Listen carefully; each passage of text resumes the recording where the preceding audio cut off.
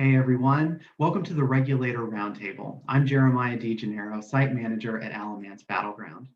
In this video series, I'm speaking with authors who have written about the regulator movement during their careers to find out more from them about how the regulators figure into their own personal story and let them reflect on the legacies of the movement as we commemorate the 250th anniversary of the Battle of Alamance. One thing we know about the scholarship of the regulators is that it remains ongoing. Each generation of historians searches out new areas to uncover and give more attention, and adds to our understanding of the movement and its leaders. Today I'm talking with Dr. Bruce Stewart, who is the most recent person to publish a work that deals with the regulation. His book, Redemption from Tyranny, covers the life of Herman Husband, intellectual leader of the regulators and a prominent leader in the Whiskey Rebellion. He's the author or editor of several books, including Moonshiners and Prohibitionists, The Battle Over Alcohol in Southern Appalachia, and he is currently a professor of history at Appalachian State University. Bruce, thanks for joining me. It's good to see you again. Thank you for inviting me to come, Jeremiah. Great to see you. It is my pleasure. So let's talk a little bit about your book, which I have here, Redemption from Tyranny. What was it that drew you to Herman Husband and got you started on this in the first place? Well, I spent my teenage years in North Carolina, so I was vaguely familiar with the North Carolina Regulator Movement. Hadn't read anything about it, but I knew that, sometime before the American Civil War, there were some farmers that got mad and they tried to rebel against the government. And I remember thinking as a teenager, it was more kind of an east-west kind of divide. That was kind of the causes for it. But it really wasn't until college that I guess I was formally introduced to the regulator movement in a North Carolina history class that I took. So and you went to UNCG for undergrad? Yeah, I went to UNC Greensboro, and I remember the professor kind of really stressed kind of the causes of the regulator movement being local corruption, high taxation, debates over land titles. So she kind of grounded it more in more of a local kind of grievances for it. But I do remember the professor showed a film, I guess it was the mid-90s when it was produced, called Alamance. I know it well. And one of the central characters in that was, I guess it'd be a documentary kind of it's a little bit of like yes, exactly. That's the exact word I use. It's a docudrama, which are very popular now. They weren't very popular in the mid-90s. Anyway, I digress. But of course, one of the central characters in that film is Herman Husband. So that's when I really was aware of who Herman Husband was. The ironic thing there, and I guess this, in many ways, this might be why I was destined to ultimately write about Herman Husband. The actor in that docudrama Alamance, who plays Herman Husband, turned out to be the twin brother of my PhD advisor. So no kidding. And actually, when I was writing this book, my advisor is John Ensko at the University of Georgia. That's his twin brother. So we joked when I was writing this book. He was like, "Well, what are you gonna do for the cover?" I'm like, "I don't know." And he's like, "Why don't you just take a picture of my brother and like write that right on?" So I guess I was destined to write about Herman Husband. But anyway, make a long story short, my dissertation, which became my first book, was dealt with moonshining in Western North Carolina during the 19th century. So that made me, I had to read a lot of books on the Whiskey Rebellion. And it was there where I picked up a couple of books on the Whiskey Rebellion, and I saw Herman Husband. It's like, wait, this guy was, in the 1760s, he was in the North Carolina Regulation. Somehow he ends up in southwestern Pennsylvania in the early 1790s and becomes, he's a whiskey rebel. I was like, wow, that is amazing. Just an amazing story right there. So fast forward a couple more years, I was looking for my second book project. And it took me about 6 months to a year to really find something that I felt that no one had really, everybody's written about something. So it's really impossible to find, be the first person to write about an individual or a movement. But some people are less written about than other individuals. But anyway, I was looking for a second book project, and for some reason, I thought of Herman Husband. So I went, to the library catalog, and I discovered that the only published full-length biography of him was published in 1940. And there's also a really good PhD dissertation that was unpublished that was written in 1982. And really with the, in Hodgland's, his book that came out in the mid 2000s does devote a chapter to Herman Husband, but that's really it right there. And, there's always, in Kars's book on the North Carolina regulators, other books on the North Carolina regulators, Herman Husband does play a role in that narrative. But it really been, close to 70 years since someone had actually published a full-length biography of Herman Husband. And I was just like, there's my second project. I'm right there. But also just, it's an amazing story with Herman Husband, that he really lived through some of the most important protest movements in 18th century America. He participated in the Great Awakening in the 1730s, the 1740s when he's a youth. He's born in 1724. He's born in Maryland. He moves down to North Carolina, of course, in the 1760s. He becomes the spokesperson for the North Carolina Regulator, flees for his life, goes into southwestern Pennsylvania, becomes a patriot during the American Revolution. 1780s, he becomes what I guess we could call an anti-federalist. He's actually opposed to the U.S. Constitution. And of course, in this early 1790s, he becomes part of the Whiskey Rebellion. So just amazing, his full life really allows somebody to not only talk about the story of that individual's life, but to also talk about some of the most important social movements, protest movements in 18th century America. So that alone right there made me give a shot. Well, maybe someone will give me a shot at actually publishing this book as well. And what was the level of interest like when you started shopping it around? I mean, did you have to explain who Herman Husband was for, to start with? Well, I think outside of North Carolina, there are really only those people that are in North Carolina and are familiar with the North Carolina Regulator Movement are really familiar with Herman Husband. So outside of North Carolina, no one really is that aware of him. And it's also his role in the North Carolina Regulator, probably because of the sources are there. He's more known for that than being in the Whiskey Rebellion as well. I mean, really a lot of people that know of Herman Husband during the North Carolina Regulation really don't know what happened to him after he flees North Carolina. Well, I can count myself among those people. Like I was reading your book and, seeing sources that I didn't know about and, kind of following the story further. Now, part of it is just professional in nature. I deal with the Regulator Movement, and after Herman Husband flees North Carolina, he ceases to be of interest to the story of the Regulator Movement. Okay, so we do talk about how he gets involved in the Whiskey Rebellion, but it's not something that I knew quite as much about until I read your book, which was it's very well researched.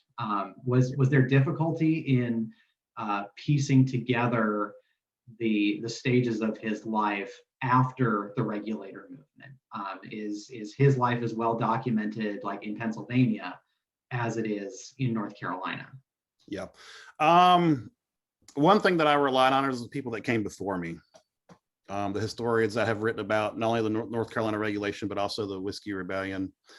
The Mark Jones, who was the individual who wrote that dissertation on Herman Husband in the early 1980s. I mean, of course, I use them as kind of at the very beginning, seeing what sources they use. So I have to acknowledge, the people that came before me made my job a lot easier.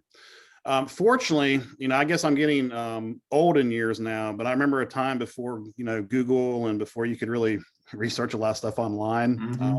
Particularly ancestry.com helped me out a lot, but using the kind of, the computer, the things that are available today, really, I think gave me an advantage over somebody that was writing about him 40, 50, 60 years ago.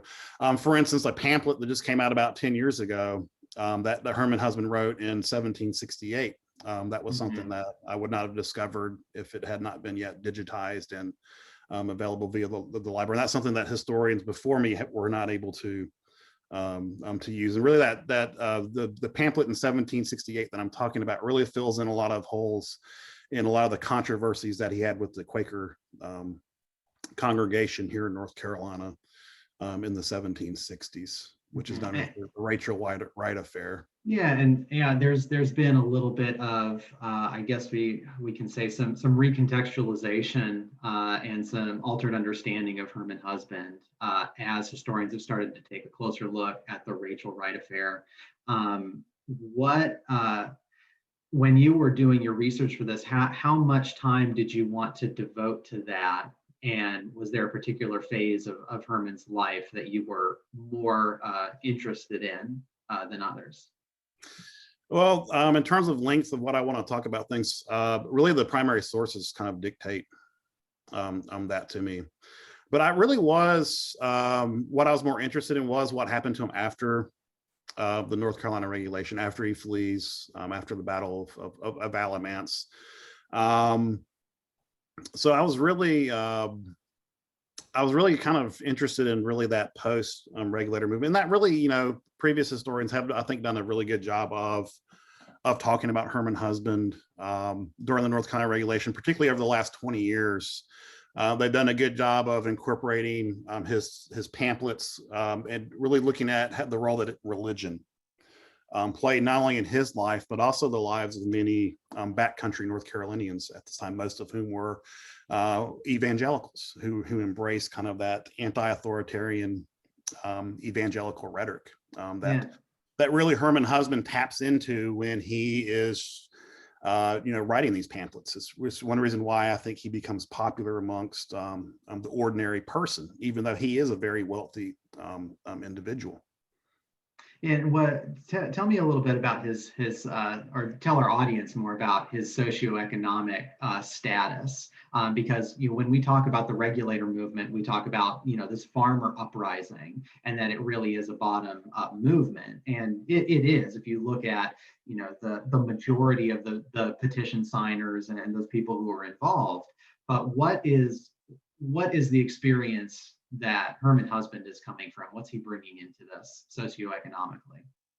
Well, let me give you a little background on Herman Husband. Okay. He is born in Maryland in 1724, and he actually is the son of a wealthy wheat farmer in Maryland, who's an Anglican.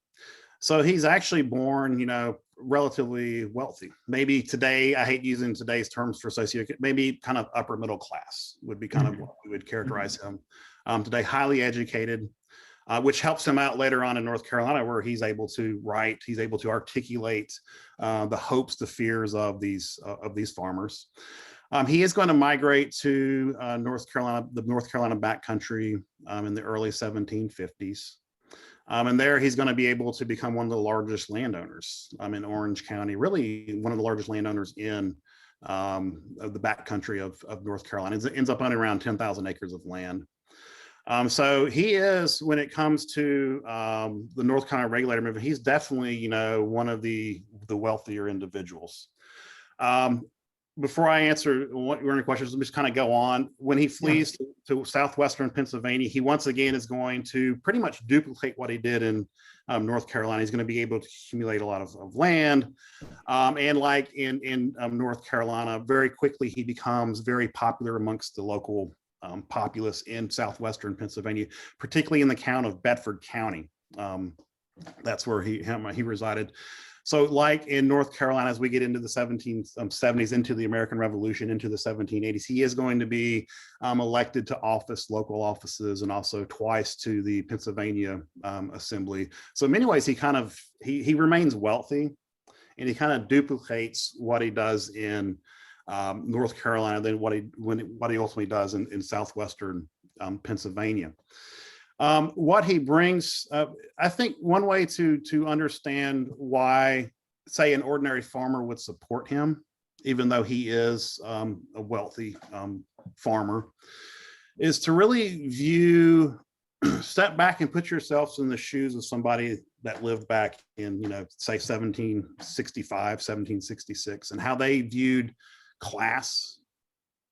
And what I ultimately argue is that white people, white society back then really divided white society into two kind of groups. And I'm not using the term class. I'm really not using that term. There's some historians debate whether or not there is such a thing as class, but I'm not going to bore y'all with those details. But they do kind of view that there's on this one side, there are what they called the laboring many. It would be people who are farmers, artisans, even wagers, people that actually with their own hands, they make improvements to the land, they grow crops, they make baskets, they make some sort of commodity.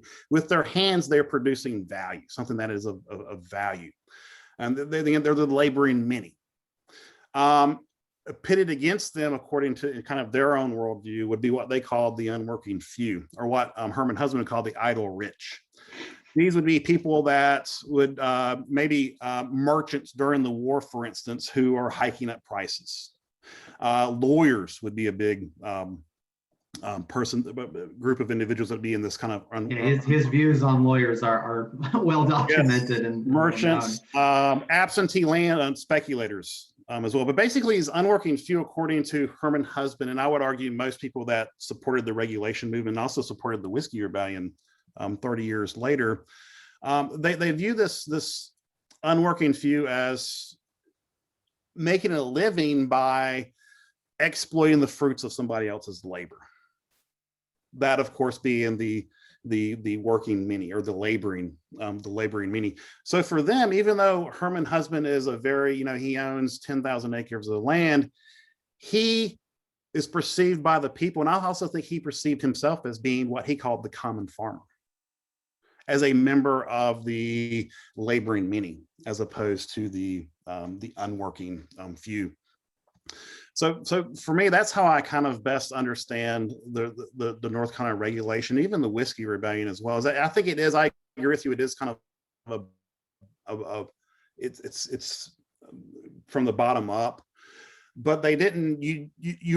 Just because you're a rich person did not necessarily disqualify you from gaining support of these regulators. What they opposed was not wealth, but how one acquired that wealth. That's what their big sticking point was there. Yeah, that's a really good note. And Herman Husband is not the only regulator leader or the only, I guess, more elite person in North Carolina who gives the regulators a kind ear. So it should be noted, he's not necessarily an outlier in that regard. And as you talk about the what Herman Husband called the idle rich and the working many, I can't help but think how in the 18th century, North Carolina, colonial America has this system that is partially based on enslavement, and especially in North Carolina, the economy is based on enslavement. What were his views of the institution in the 18th century? Yeah, when I particularly, I'm sure we'll talk about economic populism, his kind of economic populism. I'd love to, yeah. But keep in mind, every time I talk about the laboring many and the unworking few, we're talking about white people here. In that Herman Husband he shares really the racial views as most white 18th century Americans at that time, is that he believes African Americans are inferior. He is opposed to the institution of slavery, but not out of concern for the enslaved. Why he ultimately is opposed to slavery is that he ultimately believes that it hurts the economic opportunities of white farmers. It prevents, say, if an individual is a slaveholder, he has all these slaves, he's going to be able to accumulate capital, he's going to begin to purchase more and more land. Well, that means that there's less land for who? Those white farmers who are coming down from Pennsylvania, from Maryland, into the backcountry of North Carolina in order to get land. So for him, slavery, he's opposed to slavery, again, not because he has moral qualms with it, but because he ultimately believes that it ultimately degrades the white labor. It prevents the white farmer from obtaining land. It prevents the white worker from ultimately having economic opportunities. Yeah, so as a driver of economic inequality. Yes. Yeah, but for Herman Husband, I mean, in many ways, it's very similar to why Northerners, white Northerners in the 1840s and the 1850s are opposed to slavery. It's not because they have a concern for African Americans. It's that they're ultimately afraid that the expansion of slavery into the territories is ultimately going to hurt their chances when they want to go over there of actually acquiring, property from having employment. So in many ways, it's very similar where you can be racist, but at the same time also be opposed to slavery as well. Right. Yeah. If we go back and look at the documentation, you can cherry pick quotes and say, oh, Herman Husband was anti-slavery, but yeah, it doesn't say anything about his moral views of the time period. That's definitely an important note. Yeah. Herman Husband, I think he's radical when it comes to a lot of his economic policies, but he's not radical when it comes to race. And also sex as well, that he believed in patriarchy. He believed that a woman's role was at the house, that it should be men who, because they're head of the household, that's also trained them to ultimately participate in public office. Right. He's not advocating for racial equality or gender equality. Yeah, which is interesting because he's at times he's part of the Society of Friends, which in certain cases have very progressive views of the role of women in meetings, but he doesn't necessarily share those views. Yeah, and Carol Troxler in her book makes a really good point at saying maybe one reason why you have that conflict that Herman Husband has with the Cane Creek, a meeting is over Rachel Wright's position of authority. In that meeting, he viewed that as a threat to patriarchy. Let's talk a little bit about his economic views and his economic populism. I talked with William Hoagland, who he wrote the Whiskey Rebellion, wrote about Herman Husband, and in a lot of his writings, he kind of circles back to Husband. He just finds him a very fascinating figure, and he sort of talked to me about how progressive, like 20th century progressive, Herman Husband was. What can you sort of boil down Herman Husband's economic views and also try to place them in context for how he would have been viewed by the people around him at the time? Yeah. I think one of the lessons we can learn from Herman Husband is that even before the founding of this republic, you have this economic populism, the strand of economic populism that continues on after Herman Husband's dead to this present day. So to kind of boil it down, what he ultimately fears, and this is something that I would actually argue it's not unique at that time. I actually argue that other common farmers, ordinary Americans, actually adhered to this ideology as well. But it's this idea that gross disparities of wealth threatened the well-being of the nation or the republic, and that there was this fear that if you have wealth that is concentrated in the hands of the few, in Herman Husband's case, it'd be those unworking few, the idle rich, they would ultimately use that economic power to concentrate, to basically monopolize political power. And with that political power, then rig the marketplace to ultimately favor themselves. So what he's ultimately fear of is that with gross disparities of wealth, when you have when wealth is concentrated in the hands of the few, they're ultimately going to use the political system, the economic system, to ultimately exploit who? The white common farmer. So what he ultimately advocates for is that government should be in place to really not, and one thing we should take note here is that Herman Husband's not what we call a socialist today. He's not advocating for the end of private property, for instance. He actually believes in the sanctity of private property. But what he's ultimately arguing is that there should be steps taken in government that limit the gross concentrations of wealth. There should be laws passed in government that provide the opportunities for the common man to live what we call now the American dream. Back then, of course, the main goal is to own land. And with that land, support your family, but they're also market oriented as well. So they're going to grow some, cash crops on the side to make some money. So again, I think one of the things that some people might confuse Herman Husband as being, though, is this kind of, this socialist who wants to end, private property, that wants the government to take everything over. No, he doesn't advocate for that. What he's saying is that government should not work for the sole purpose of a certain group, to allow that group to basically take over the political system, take over the economic system. Inevitably, what he ultimately believes is that that's ultimately going to, he actually uses this word. Here's another irony here is, while you have the institution of slavery, what he's warning these white common farmers is that you will also be enslaved by this unworking few if they are allowed to, monopolize political office, if they're able to have the wealth. Let's take a step back, and I want to get back into Herman Husband and the regulation. When you were doing your research, did you focus, did you try to make some inroads in with, Herman Husband's other relationships with regulator leaders? Did you find that as you were analyzing Husband, that you learned anything more about the movement, especially the leadership of the movement? The sources are still not there. Like, I wish there was a bunch of letters that, that survived between, I don't know, William Butler and Herman Husband, or James Hunter. There's a couple there, but there's really not a lot to go on. Really, the regulator movement was, I would argue, more of a democratic movement. That it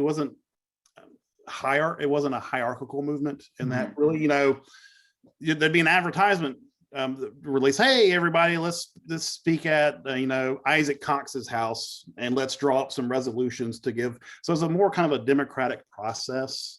So if you're looking at actually what the regulators wrote, which is mostly petitions. I mean, you have hundreds of people signing these things. It's really hard to really pinpoint who the leaders were. So for me to piece together who the leaders were, you have to look at the writings of, Governor Tryon, of Edmund Fanning, and they definitely thought they had a good idea of exactly who the leaders were. But still very difficult. What I would argue, and this is just to kind of answer your question, who the leaders were. After the Battle of Alamance, William Tryon, he gives amnesty. He grants amnesty to those regulators who give up their arms. They pledge loyalty to the colonial government, and he and over 6,000 regulators take him up on that offer. Excluded from that amnesty, there were 4 individuals. One would be Herman Husband, who Tryon several times, if you read his readings, he has a hatred for Herman Husband. Yes. He definitely points him out as this kind of ill-tempered. I think one time he called him like an ill-tempered person. Mm-hmm. It was Herman Husband. You had James Hunter, who was not also included in that amnesty. There's actually a price on Herman Husband's and these other individuals' head as well. Yeah, like a literal dead or alive. Yes. Reward. $1,000 or £1,000 reward. Right, or like it's money and land. I mean, it's a pretty big reward for the time. I know Redknapp Powell is on that list as well. Redknapp Powell's on that list, and also William Butler. Yeah. As well. So those are the 4. So for me, if you had to boil out who are some of the leaders, those were 4 of the leaders. Definitely by 1771, that's who Tryon, viewed as being kind of the leaders of the insurrection. There's other individuals too that have come up from time to time. But in terms of how they work with one another, again, those letters aren't there. The only kind of evidence I've gotten from actual coordination between these individuals, it's in December of 1770, Herman Husband's arrested again, and he's placed in jail in Newbern.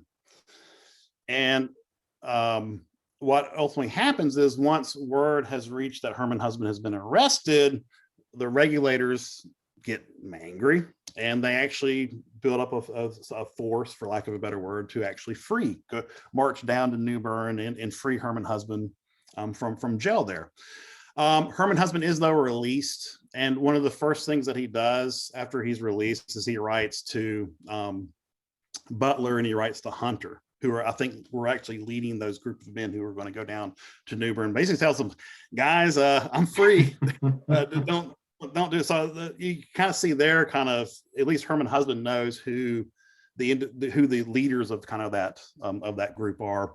I'm getting back to Redneck Powell. One thing that he's going to do in the late 1770s, actually go to Eastern North Carolina. And there he actually tries to appeal to Eastern North Carolinians to begin to support the Regulator movement. Well, so that's something too that I think was also coordinated with those leaders. But again, lacking, a lot of correspondence. Really, all we have are, Herman Husband's pamphlets, and from the Regulator side, their petitions. And there's some oral histories after the fact. I mean, so a lot of these oral histories were 30, 40 years after the fact, which, I mean, they're useful, but they're also, is this person remembering things correctly, et cetera, et cetera, et cetera. So really for the Regulators, that's kind of, for their own voices, that's kind of the sources that we have. And then of course you have these other sources that are Tryon, that are, Edmund Fanning writing to Tryon, who I think they provide a better idea of kind of who the leadership structure was in the Regulator movement. But I still think it's kind of very difficult to really to ascertain that.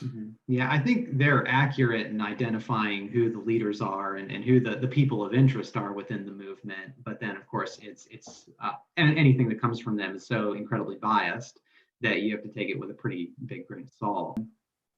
Do you have any idea of, like, if you could conjure a document that answered any question about Herman Husband or the Regulators? You can just create whatever whatever you want it to be. What would you create? What would you have at your disposal? Well, one thing that I know that Herman Husband wrote, and this is after the after the North Carolina regulation, was he actually had a personal journal. And there's snippets of that personal journal that have survived that really talks about when he first goes into southwestern Pennsylvania. But my hunch is that, and also family lore says that he had a journal. So I'm guessing he probably had a journal before he left North Carolina as well. So that would actually be ideal, really, to get one of the problems I had with Herman Husband and really trying to get to know who he was most of my sources or pamphlets that he wrote, which might not necessarily tell me what his inner thoughts were. I mean, he's writing these pamphlets with a larger audience in mind, so he's trying to appeal to those individuals. So one thing that I constantly had a problem with was really trying to get beyond those pamphlets and trying to get into Herman Husband's head. Of course, it'd be a lot easier if I had a personal journal, or even a lot of letters I'm from as well. Really, one of the only letters that survives from Herman Husband, I guess, after the North Carolina regulations, when he's going off to Philadelphia. He's arrested during the Whiskey Rebellion in October 1794. And the day that he's leaving to go to Philadelphia, Pennsylvania, that's where he's going to go to jail, he actually writes a letter to his wife. Wow. But that would be the biggest thing that I would really like is kind of some sort of journal from Herman Husband, which I think was there, but it's lost. Lost. Maybe it's someone's attic. Who I trust me, I tried. I looked, I looked for it, but it's not there. If it came out, then the second printing or a second edition of Redemption from Tyranny would be all the better. Yeah, or I could be all wrong. Right. Maybe it was all self-interest. He was really trying to be cynical. Oh yeah, I get the secret. Then I would read the title, The Secret Thoughts of Herman Husband. That would be a barn burner. So but really in that situation, what you have to rely on is really his actions. And I do think he's willing to. I mean, one of the things that he's criticized for is fleeing. Right before the Battle of Alamance, he flees the battlefield. But besides that time, I mean, he's willing to be arrested for his beliefs. He's arrested twice during the North Carolina regulation. He's actually arrested in 1775 for protesting probably the coercive acts. And of course, he's also arrested during the Whiskey Rebellion as well. So, I mean, he talks a talk, but he's willing to walk the walk. Yeah, he does not shy away from fight, but he's not stupid. I mean, he knew, you know, the Johnson Riot Act made it pretty plain that if he got caught, he was probably going to be hanged. And so there's no sense in being caught. So that, I think that explains to me why, you know, Redknapp leaves, William Butler leaves. Yes. James Hunter is the only one who is able to really stick around. Yeah, he leaves for a time. Yeah, for a time. He comes back and he's protected by, you know, the local residents in Orange County. Yeah. Actually, zero. I mean, when you think about the Regulator Movement, Herman Husband's life, and you know, to a lesser extent, the Battle of Alamance, you know, what lessons do you feel like the story has for us today that makes it relevant for us in 2021? One of the big important lessons, I think, is this economic populism that was espoused by, I would argue, not only Herman Husband, but I would argue, you know, a good portion of Americans during the white Americans, you know, during the 1760s, 1770s, 1780s. That whole economic populism, this again, this fear that gross disparities of wealth will ultimately destroy the republic. So that's, and you think about today, I mean, there's many similarities, I think, between kind of that rhetoric and a lot of the rhetoric that has been, you know, we even think today, think about the New Deal during the 1930s. There's actually a lot of worker movements in the 1800s that argue the same thing. So I think one of the lessons is that this economic populism that is championed today, it's nothing new. That it has been part of American political discourse since the founding of the republic. Second, I guess another lesson would be, you know, what happens when a government does not listen to the legitimate demands of its citizens. And, you know, you do have violent outbreaks that happened during the North Carolina regulation, you know, the two Hillsborough riots, several, you know, prominent political officials' houses might get burned down, or their barn will be burned down. But most of all, I would argue that it was relatively nonviolent. And that they did play by the rules that were established at that moment in time in society, how you should, you know, protest against the government. But what ultimately happens, I think, is a lot of this is William Tryon's arrogance. The ironic thing, too, I think Tryon is unable to adequately address the demands of these farmers. He's also dealing with what's going on. The larger picture is, you know, the Stamp Act crisis is going on when he becomes governor. You know, then you get the T Act, not the T Act, you get these other kind of Townsend duties. So he's trying to kind of contain those Eastern elite from, you know, joining sides with, you know, a lot of these people that are beginning to question British authority. At the same time, he's trying to, he's really has I think a tough job on his hands trying to balance both sides. And I think he ultimately chooses the Eastern elite. He also views them as, you know, well, if I got to pick one group, this group right here will probably save me more than the other. But again, to go back to my original point, it's you know, for 2 or 3 years, you know, before you really have the Battle of Alamance, I mean, these farmers, these protesters had tried every means petition. You know, sometimes they would, you know, storm a courthouse, but they tried all they did to enact change. Even to the point of you know, running their own candidates, such as Herman Husband, trying to get, you know, proper representation in, you know, democratic representation. Yeah. And they tried to work within the system, and the system did not meet their needs, address what they were demanding, and that ultimately leads to frustration, which ultimately leads into a willingness to, you know, use force.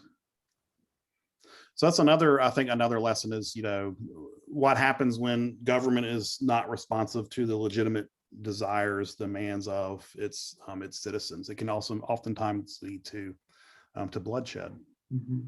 It is a truly amazing story, and it's important to note that at almost every step of this story, Herman Husband plays a very prominent role. And if you want to learn more about Herman Husband's life and his life during the Regulator Movement and after, you can check out Redemption from Tyranny, Herman Husband's American Revolution by Dr. Bruce Stewart. Bruce, thank you so much for joining me today. It was a great talking with you. Thank you for inviting me. Have a good day. Thanks, you too.